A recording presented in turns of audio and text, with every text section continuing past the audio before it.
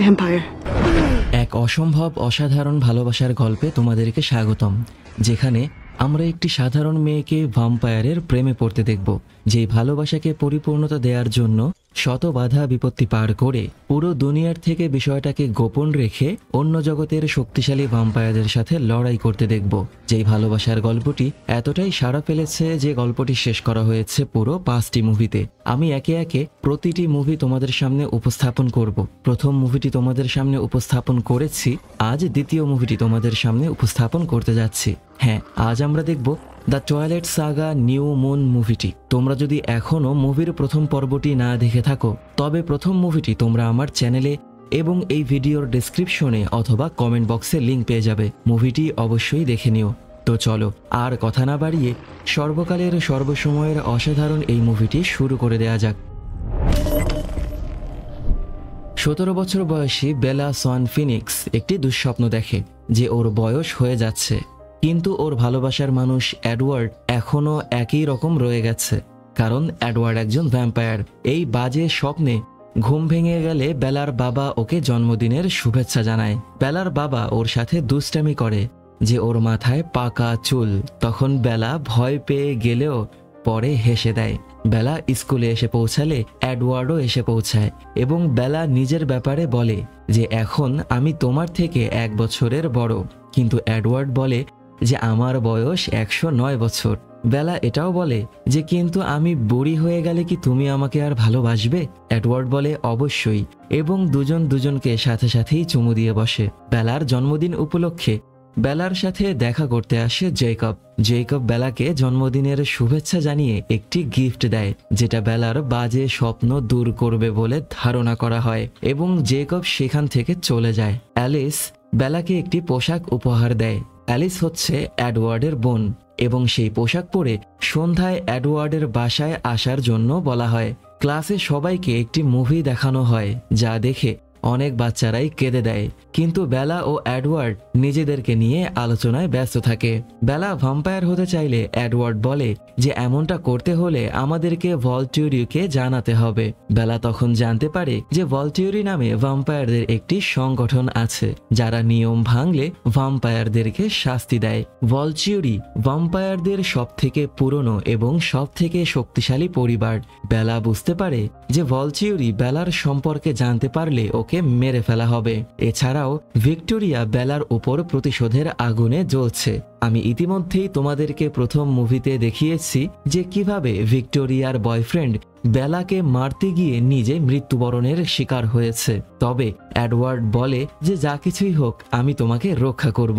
এডওয়ার্ডের বোন অ্যালিস বেলাকে নিয়ে পুরো পরিবারের সামনে হাজির হয়। সবাই বেলাকে গিফট দেয়, যা পেয়ে বেলা অনেক আনন্দিত হয়, কিন্তু একটি গিফট বক্স খুলতে গিয়ে বেলার হাত কেটে যায় এবং 1 ফোঁটা রক্ত ফ্লোরে পড়ার সাথে সাথেই অ্যালিসের বয়ফ্রেন্ড জ্যাসপার নিজের কন্ট্রোল হারিয়ে বেলাকে আক্রমণ করার চেষ্টা করে। এডওয়ার্ড বেলাকে বাঁচানোর জন্য ধাক্কা দিয়ে দূরে ফেলে দেয়, আর সবাই যখন জ্যাসপারকে ঠেকানোর জন্য ব্যস্ত, তখন বেলার হাত থেকে রক্তের বন্যা নেমে আসে।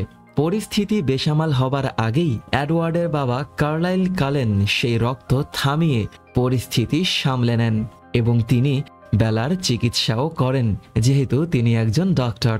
বেলার কেয়ার করার সময় বেলা জানতে পারে যে ভ্যাম্পায়াররা পরকালে বিশ্বাস করে এবং মানে যে ওরা কখনোই জান্নাতে যাবে না, কারণ ওরা শয়তান।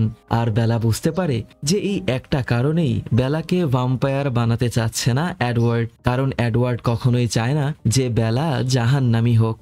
বেলা বাসায় ঢোকার আগে এডওয়ার্ডকে অনেক অনুরোধ করে ওকে ভ্যাম্পায়ার বানানোর জন্য, কিন্তু এডওয়ার্ড কোনোভাবেই এটা মানতে রাজি ছিল না। সর্বশেষ একটি চুমুর মাধ্যমে ওরা একে অপরকে বিদায় জানায়। পরের দিন বেলা স্কুলে এডওয়ার্ডকে দেখতে পায় না, কিন্তু বাসায় পৌঁছে এসে দেখে যে এডওয়ার্ড ওর জন্য দাঁড়িয়ে আছে। এডওয়ার্ড তখন বেলাকে জঙ্গলে ডেকে নেয় এবং বলে যে আমাদের পুরো পরিবার বেশ কিছু দিনের জন্য শহর ছেড়ে চলে যাচ্ছে, কারণ আমাদের আশেপাশে থাকা সবার বয়স বাড়ছে, কিন্তু আমরা দেখতে একই রকম রয়ে গেছি। এগুলো মানুষের মনে সন্দেহের জন্ম দেয়। বেলা এডওয়ার্ডের সাথে যেতে চায়, কিন্তু এডওয়ার্ড না করে দেয়। কথায় কথায় এডওয়ার্ড বলে যে তুমি আমার পরিবারের থেকেই যখন সুরক্ষিত নও, তখন আমি কি করে তোমার সাথে সম্পর্কে থাকি। এডওয়ার্ড না চাওয়া সত্ত্বেও বেলার সাথে সম্পর্ক ছিন্ন করে, যা বেলার মন ভেঙে দেয়। বেলাকে কষ্ট দিয়ে এমন সব কথা বলে এডওয়ার্ড, যা শুনে বেলা কান্না করে দেয়। এবং বেলার কোনো কথা না শুনেই এডওয়ার্ড বেলার কপালে চুমু দিয়ে চোখের পলকে সেখান থেকে গায়েব হয়ে যায়। বেলা চিৎকার করে এডওয়ার্ডের নাম ধরে ডেকে ওকে জঙ্গলের মধ্যে খুঁজে বেড়ায় এবং এক পর্যায়ে অজ্ঞান হয়ে পড়ে। বেলার বাবা যখন বেলাকে খোঁজা নিয়ে ব্যস্ত, তখন জেকবের এক বন্ধু বেলাকে জঙ্গল থেকে উদ্ধার করে নিয়ে আসে। দিনের পর দিন এবং মাসের পর মাস চলে যায়, আর বেলা স্কুল কলেজে ছেড়ে কারো সাথেই যোগাযোগ না রেখে মন খারাপ করে অনেকগুলো মাস কাটিয়ে দেয়। রাতে বাজে স্বপ্ন দেখে ঘুম ভেঙে যাওয়া এবং স্কুলে গিয়েও একা বসে থাকাই এখন বেলার কাজ। বেলা অ্যালিসের সাথে মেইলে যোগাযোগের জন্য একের পর এক মেইল করে যায়, কিন্তু কোনো জবাব পায় না। এসব দেখতে না পেরে বেলার বাবা বেলাকে বলে, আমি চাই তুমি হাসি খুশি থাকো, মন ভালো করো, কোথাও ঘুরে আসো। বেলা বাধ্য হয়েই ওর বান্ধবীর সাথে মুভি দেখতে গেলে সেখানে থাকা কিছু বাজে লোকদেরকে দেখে বেলার মনে পড়ে যায় যে এর আগেও কিছু সন্ত্রাসরা ওকে আক্রমণ করে বসলে এডওয়ার্ড বাতাসের গতিতে সেখানে পৌঁছে গিয়েছিল, যেটা আমি ইতিমধ্যেই তোমাদেরকে মুভির প্রথম পর্বে দেখিয়েছি। তাই বেলার মাথায় একটি বাজে আইডিয়া চলে আসে এবং সাথে সাথেই এডওয়ার্ডের একটি ছায়া বেলাকে সতর্ক করে। এরপরেও বেলা রাগ করেই সেই বাজে লোকদের সাথে কথা বলে। এডওয়ার্ডের না করার পরেও বেলা একটি বাজে ছেলের বাইকে উঠে বসে এবং কিছু দূর যাওয়ার সাথে সাথেই বেলা এডওয়ার্ডের ছায়া দেখে নিজের মন পরিবর্তন করে ফেলে এবং ওর বান্ধবীর কাছে চলে আসে। বেলার বান্ধবী বেলাকে অনেক বকাবাদ্য করে। পরের দিন বেলা ওর মন ভালো করার জন্য নিজের পিকআপ ট্রাকে করে দুইটি মাউন্টেন বাইক নিয়ে চলে আসে জেকবের কাছে। জেকব বেলাকে পেয়ে অনেক আনন্দিত হয়। দুজন মিলে গল্প করে সেই বাইক নিজেদের মতো করে মডিফাই করা শুরু করে। এভাবেই বেশ কিছুদিন পার হয়ে যায় এবং ওরা ওদের বাইক কমপ্লিট করে ফেলে। ওরা ওদের বাইক টেস্ট করার জন্য বেরিয়ে যায়। জেকব বেলাকে বাইক চালানো দেখিয়ে দেয়, তবে বেলার বাইক চালানোর শুরুতেই বেলা এডওয়ার্ডকে দেখতে পায়। এভাবেই বেলা একসময় কন্ট্রোল হারিয়ে পড়ে গিয়ে মাথা ফাটিয়ে ফেলে। কোনো কিছুই যখন ওর মনকে শান্ত করতে পারল না, তখন বেলা স্কুলে আবারও ওর বন্ধু বান্ধবীদের সাথে যুক্ত হয় এবং সবার থেকে নিজেকে আলাদা করে রাখার জন্য সরি বলে। মাইক নামের ছেলেটি বেলার কাছাকাছি আসার চেষ্টা করে, কিন্তু লাভ হয় না। মাইক বেলাকে মুভি দেখার জন্য বললে বেলা ওর সাথে করে জেকবকেও নিয়ে আসে। মুভি থিয়েটারে বেলা বুঝতে পারে যে দুজনই বেলার হাত ধরার অপেক্ষায় আছে, কিন্তু বেলা কাউকেই সাড়া দেয় না।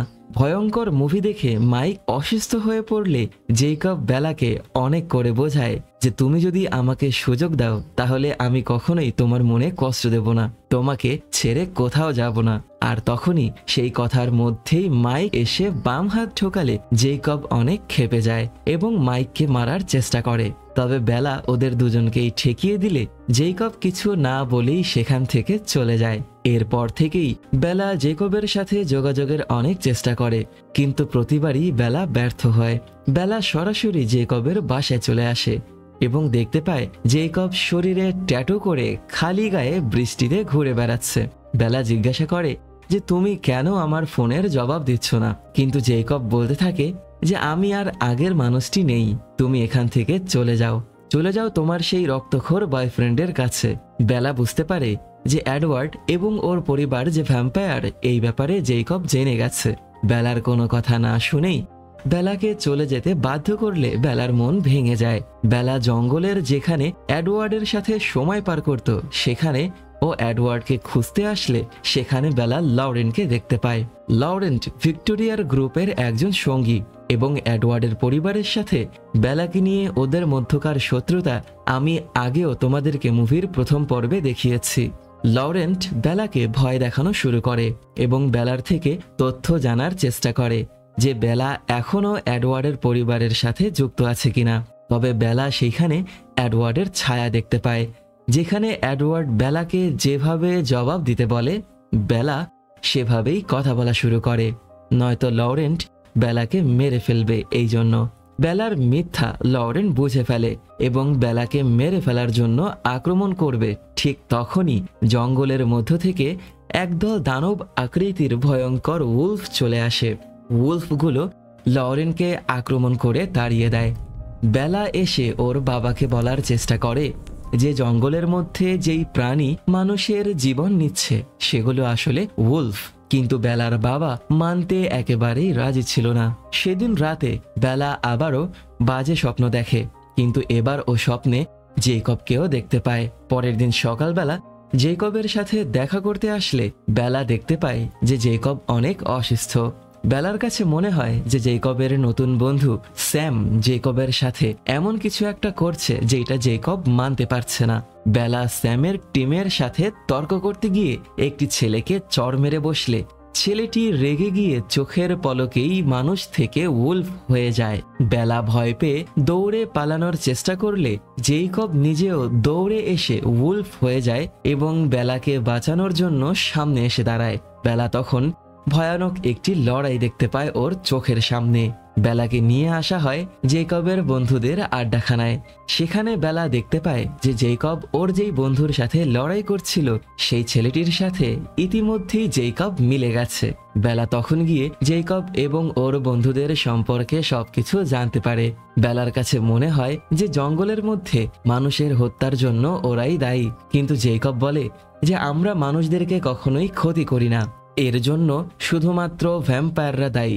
বেলা বলার চেষ্টা করে যে তুমি ভ্যাম্পায়ারদেরকে মারতে পারবে না কারণ ওরা শক্তিশালী। তখন বেলা জানতে পারে যে ইতিমধ্যেই জেকব এবং ওর বন্ধুরা লরেন্টকে মেরে ফেলেছে। বেলা এটাও জানতে পারে যে ভিক্টোরিয়া এই জঙ্গলের আশেপাশেই ঘুরে বেড়াচ্ছে। একদিকে বেলা একাকিত্বে ভুগছে আর অন্যদিকে ভিক্টোরিয়াকে মারার জন্য জেকব এবং ওর বন্ধুরা তুমুল লড়াই চালিয়ে যাচ্ছে। তবে ভিক্টোরিয়া অনেক শক্তিশালী এবং চালাক, তাই ভিক্টোরিয়াকে ধরাটা এতটাও সহজ নয়। এডওয়ার্ড না করা সত্ত্বেও বেলা রাগ দেখিয়ে পাহাড়ের ওপর থেকে সমুদ্রে ঝাঁপ দেয়। পানির নিচে ভিক্টোরিয়াকে দেখে বেলা ভয় পেয়ে যায় এবং পাথরে বাড়ি খেয়ে অজ্ঞান হয়ে যায়। এডওয়ার্ডের কাছে মনে হয় যে বেলা মারা গেছে এবং ওর মন ভেঙে যায়। তবে জেকব বেলাকে শেষ মুহূর্তে টেনে তুলে বাঁচিয়ে ফেলে আর সাথে করে নিয়ে আসে ওর বাসায় পৌঁছে দেয়। বাসায় পৌঁছানোর পর বেলা ওর বাসার সামনে অ্যালিসের গাড়ি দেখতে পায়। বেলা খুশিতে আত্মহারা হয়ে পড়ে, কিন্তু জেকব বেলাকে ঠেকানোর চেষ্টা করে। বেলা সেই কথা না শুনেই বাসায় ঢুকে অ্যালিসকে দেখতে পায়। অ্যালিস বলে যে এডওয়ার্ড দেখতে পেয়েছে তুমি মারা গেছো। এডওয়ার্ডের মন ভেঙে পড়েছে এবং আমাকে পাঠিয়েছে সত্যটা জানার জন্য। বেলা বলে যে আমি এমনিতেই এমনটা করেছি। এরপরেই ওরা দুজন মিলে অনেক গল্প করে। সেই কথা বলার মধ্যেই জোর করে বাসার মধ্যে জেকব ঢুকে আসে এবং বেলাকে বলার চেষ্টা করে যে তুমি এডওয়ার্ডের পরিবারের সাথে সম্পর্ক ছিন্ন করে দাও কারণ আমি তোমাকে অনেক ভালোবাসি।